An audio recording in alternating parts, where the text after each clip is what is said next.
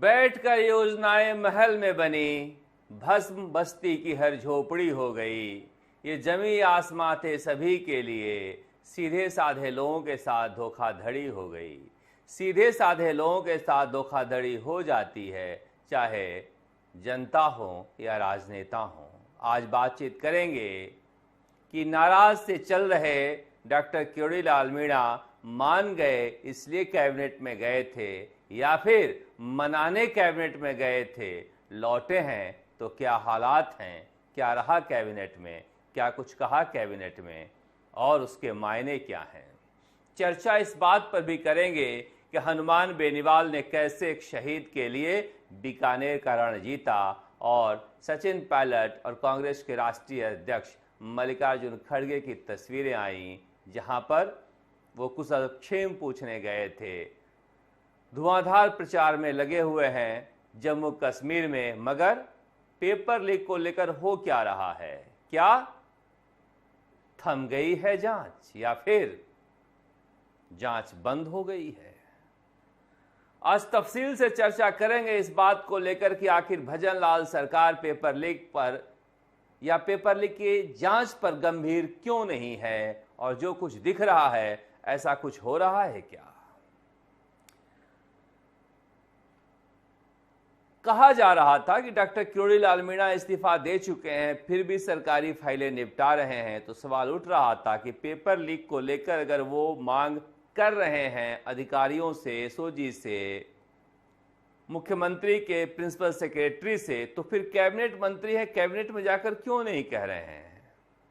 और कैबिनेट मंत्री का धर्म निभाने के लिए आज उन्होंने अपना एक वचन तोड़ा, बेरोजगारों से, जनता से जो वचन लिया था या दिया था उसे पूरा करने के लिए। एक वादा तोड़ आई एक वादे के लिए, उसी तर्ज पर आज अपना वचन तोड़ते हुए कैबिनेट में पहुंचे थे।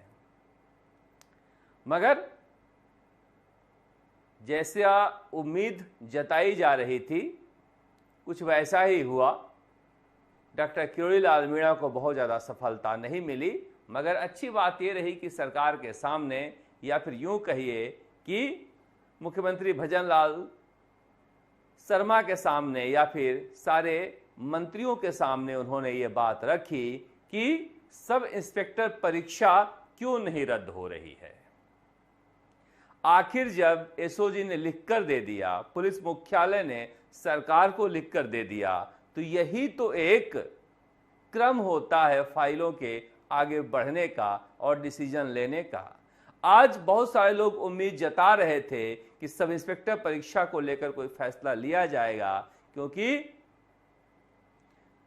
कुएं में भांग पड़ी हुई है, अब पूरे पानी को बदलना तो संभव है नहीं, इसलिए इस कुआं को ढककर दूसरा कुआं खोदना है। मगर कुआं खोदना सरकार जरूरी नहीं समझती है, क्योंकि प्यास लगी नहीं है, चुनाव है नहीं, और बेरोजगार एक वोट बैंक के रूप में अभी भी एक सुदृढ़ वोट बैंक नहीं बन पाए हैं, जातियों में, क्षेत्र में बटे हुए हैं। सब इंस्पेक्टर परीक्षा को लेकर जिस तरह से जो तथ्य सामने आए हैं उसमें इतना तय है कि अभी भी कहा जा रहा है कि जो ट्रेनिंग ले रहे हैं उसमें करीब करीब 60% संदिग्ध हैं, जिनकी जांच होते होते 3 साल लग जाएगी। अब आप कहेंगे कि जांच होते होते 3 साल क्यों लग जाएगी? क्योंकि राजस्थान सरकार ने एसओजी को संसाधन नहीं दिए हैं। 1-2 अधिकारी योगेश धाधीच टाइप के वहां थे, अच्छे अधिकारी, वो भी निकल आए। यहां तक कि गाड़ियां भी नहीं हैं। अगर किसी अभियुक्त को पकड़ने जाते हैं एसओजी वाले और गाड़ी खराब हो जाती है तो खुद की गाड़ी भेजनी पड़ती है। न गाड़ी है, न घोड़ा है, न संसाधन है, न अधिकारी है, और फिर मगरमच्छ पकड़ रहे हैं। इस जांच के साथ ऐसा खेल खेला जा रहा है कि बेरोजगार सोच रहे हैं क्या मोहरा बना दिया हमें। मुख्यमंत्री जी ने कहा था कि एसआईटी बनाएंगे। एसआईटी तो उन्होंने बनाया नहीं, एसओजी को ही एसआईटी कह डाला। ठीक है, एसओजी बड़ी टीम है, बड़ी एसआईटी मान लेते हैं, एसओजी को आज से हम एसआईटी कहेंगे पेपर लीक को लेकर। मगर उस एसआईटी को संसाधन भी तो देना होता है, उस एसआईटी को रुपए पैसे देने होते हैं, गाड़ी घोड़ा देना होता है, काबिल अफसर देना होता है, मगर कुछ हुआ नहीं। और सीएचओ तक की जांच पड़ी हुई है, ईओआरओ तक की जांच पड़ी हुई है, जेईएन, लाइब्रेरियन, रीट, सारी जांचें पड़ी हुई है। अब ये जांचें खुद ही दम तोड़ देगी, अपराधी या आरोपी क्या दम तोड़ेंगे। खैर, जब कहा डॉक्टर क्योड़ीलाल मीणा ने कि सब इंस्पेक्टर परीक्षा क्यों नहीं रद्द किया जा रहा है, तो सरकार ने कहा इस मसले पर हम बाद में अलग से बातचीत कर लेंगे। इसका मतलब ये होता है कि इस मामले को टाल दिया जाए। इसके अलावा उन्होंने आरएस परीक्षा को लेकर भी कहा, फिर कहा गया अलग से बातचीत कर लेंगे। वो गए थे एससी एसटी बैकलॉग की मांग को लेकर भी। बीजेपी को भी एससी एसटी का वोट चाहिए और बड़ी शिद्दत के साथ इस वोट बैंक में वो घुसना चाहती है, और डॉक्टर क्योड़ीलाल मीणा एक मजबूत हथियार हो सकते हैं, और इसीलिए उन्होंने एससी एसटी बैकलॉग का मामला उठाया कैबिनेट में। मगर वहां पर भी इस पर बाद में बातचीत होना कहा गया। फिर उन्होंने कहा कि ट्रांसफर को लेकर बहुत सारी समस्याएं हैं, उसे भी खोल देना चाहिए कुछ दिनों के लिए। सरकार ने कहा कि इस पर बाद में बातचीत कर लेंगे। अब आप कह सकते हैं कि डॉक्टर क्योड़ीलाल मीणा को भाव नहीं दिया सरकार ने, या अब ये कह सकते हैं कि उनके कही हुई बातों पर कोई फैसला नहीं हुआ। मगर दूसरा पक्ष ये भी है कि डॉक्टर क्योड़ीलाल मीणा जब आज गए तो कम से कम ये बातें सरकार के सामने रखे, क्योंकि बार बार ये अकेले ही जा रहे हैं, अकेले ही चले थे मंजिले जानम, लोग जुड़ते गए और कारवां बनता गया। अब ये अच्छी बात है कि सरकार के साथ अगर आप हैं तो सरकार के फोरम पर इस बात को उठाइए और सरकार इसे गंभीरता से लेगी, बाहर कहने के बजाय। तो इन्होंने जो कुछ कहा है किया है, वो कोई वादा नहीं तोड़ा है, बल्कि अपने एक वचन को निभाने के लिए दूसरा वचन तोड़ा है कि कैबिनेट में हम नहीं जाएंगे, क्योंकि एक वचन यह भी है कि बेरोजगारों को हम इंसाफ दिलवाएंगे, एससी एसटी की बात उठाएंगे। अब जो हुआ सो हुआ, मगर डॉक्टर क्योड़ीलाल मीणा को अगर जवाब नहीं मिला है तो इससे वो दुखी होंगे, संतुष्ट होंगे, या फिर सरकार को उनके उठाए गए सवाल नागवार गुजरेगी, या फिर अच्छी पहल मानेंगे कि कम से कम नाराज माने जाने वाले बाबा न केवल फाइलों पर साइन कर रहे हैं जैसा कि मदन राठौड़ कह रहे थे, बल्कि कैबिनेट में भी आ रहे हैं। तो कम से कम कांग्रेसियों को अब कहने का मुद्दा नहीं मिलेगा। और डॉक्टर क्योड़ीलाल मीणा जो भ्रष्टाचार की सारी बातें कह रहे हैं, मांग उठा रहे हैं, वो कांग्रेस के दौरान के ही हैं। अगर भजन लाल शर्मा इस पर काम करते हैं तो कांग्रेस को ही घेर पाएंगे। ऐसी बात नहीं है कि भजन लाल सरकार में कामकाज नहीं हो रहा है। अगर पिछली दो सरकारों को देखें, गहलोत सरकार या फिर वसुंधरा सरकार, तो उससे ज्यादा बेहतरीन स्थिति में ये सरकार है। जो कह रहे हैं कामकाज नहीं हो रहा है, वो भ्रष्ट हैं, दलाल हैं, उचक्के हैं, उनके काम नहीं हो रहे हैं। आज जेडीए में कोई गरीब व्यक्ति भी जा रहा है और जेडीसी से मिल के आ रहा है, इतना प्रभावित होकर आ रहा है, और बिना पैसे का काम। देखिए, भ्रष्टाचार जब मनुष्य के साथ है, राम मनोहर लोहिया जी कहा करते थे कि इंस्टीट्यूशनल नहीं होना चाहिए भ्रष्टाचार, संस्थागत नहीं होना चाहिए, व्यक्तिशः भ्रष्टाचार हो सकता है, व्यक्तियों निर्भर है। तो ऐसी संस्थाएं खान विभाग, सहकारिता विभाग, महिला विकास विभाग, जेडीए, ये सब भ्रष्टाचार के अड्डे बन गए थे, जहां पर कट्टे में भरकर पैसा लेके जा रहे थे लोग, और भजन लाल सरकार ने साफ सुथरा कर दिया है। ऐसा दावा नहीं किया जा सकता कि जेडीए में पैसा नहीं चल रहा है, मगर साफ सुथरा काम जेडीए में जो हो रहा है वो पिछले 20-22 सालों में नहीं हुआ। ये एक बड़ी उपलब्धि है भजन लाल सरकार की। और ऐसे ऐसे कई लोग मुझे मिल गए जो जेडीए जाने में डरा करते थे, गरीब तबके के लोग, वो सीधे जेडीसी से मिलते हैं और इंसाफ मिल रहा है।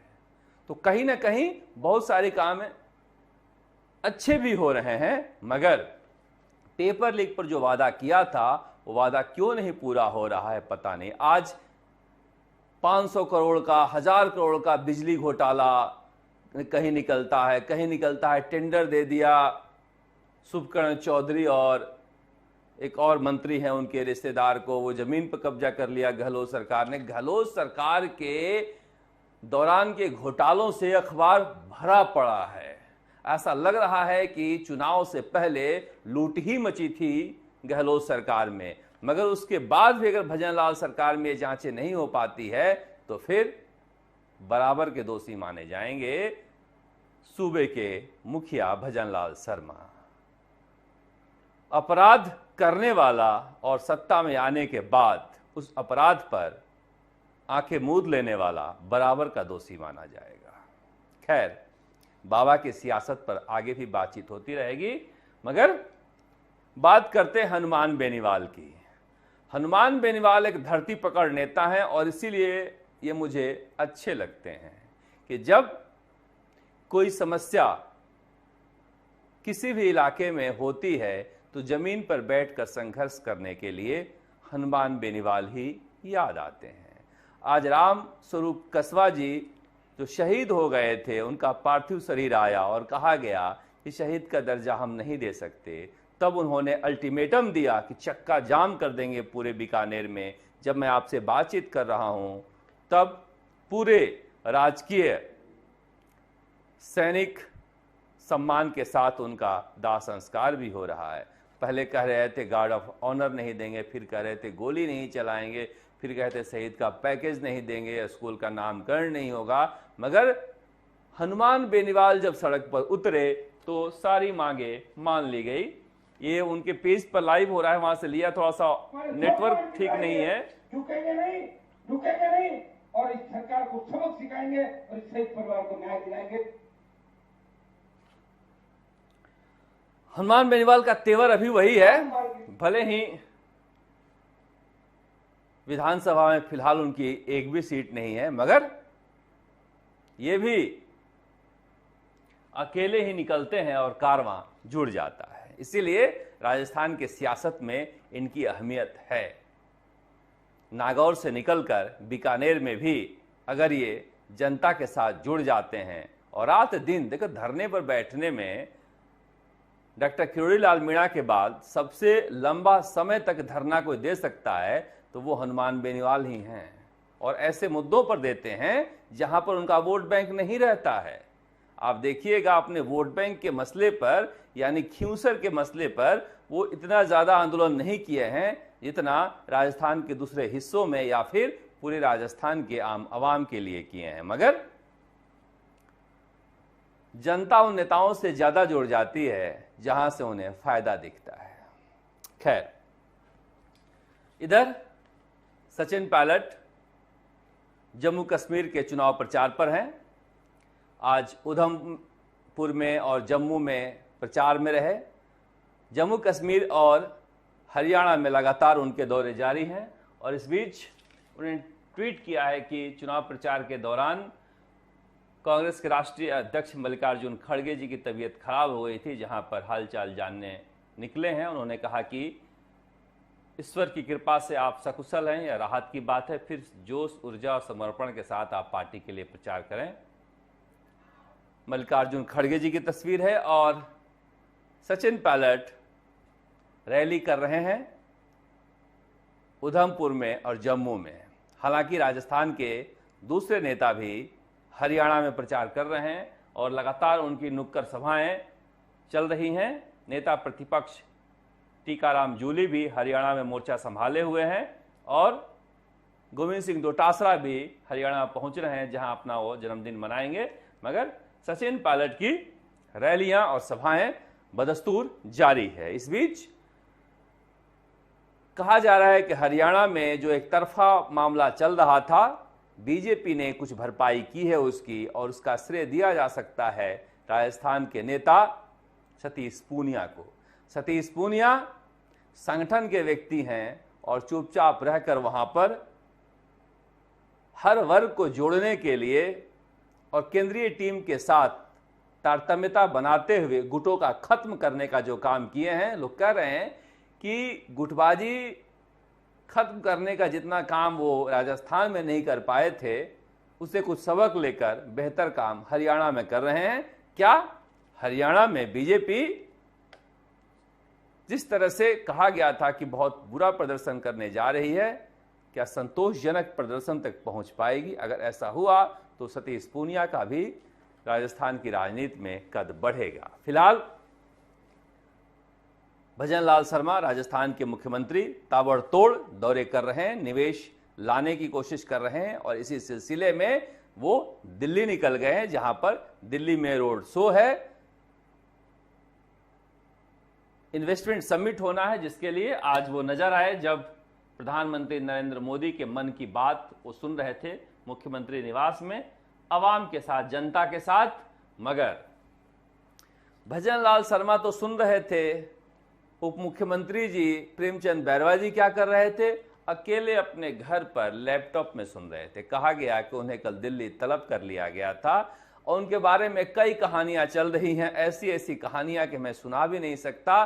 मुझे लग रहा है कि ऐसी कहानियां चल रही हैं तो प्रेमचंद बैरवा को तुरंत उस पर कानूनी कदम उठाना चाहिए, वरना